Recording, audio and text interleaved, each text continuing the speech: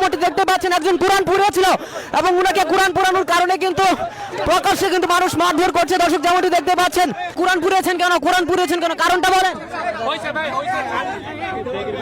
আমাদের পবিত্র আল কোরআন এটাকে পড়ছে, দেখেন কিভাবে পড়ছে।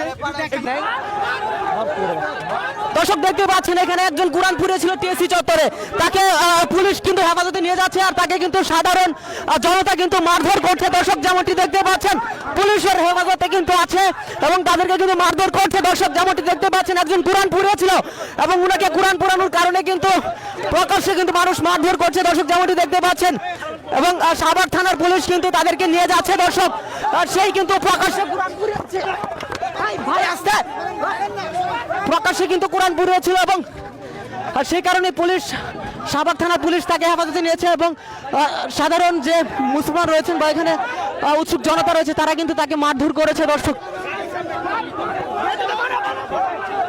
দর্শক দেখতে পাচ্ছেন পরিস্থিতি বিপাকে চলে গিয়েছে। পুলিশ তাকে হেফাজতে নিয়েছে। একজন যুবক সে কিন্তু প্রকাশ্যে টিএসসি চত্বরে কোরআন পড়েছে, তাকে কিন্তু প্রকাশ্যে সাধারণ মানুষ কিন্তু মারধর করছে। দর্শক নারায় তাকবীর দিয়ে কিন্তু তাকে মারধর করছে। দর্শক যেমনটি দেখতে পাচ্ছেন পুলিশের গাড়িকে আটকে কিন্তু তাকে মারধর করছে।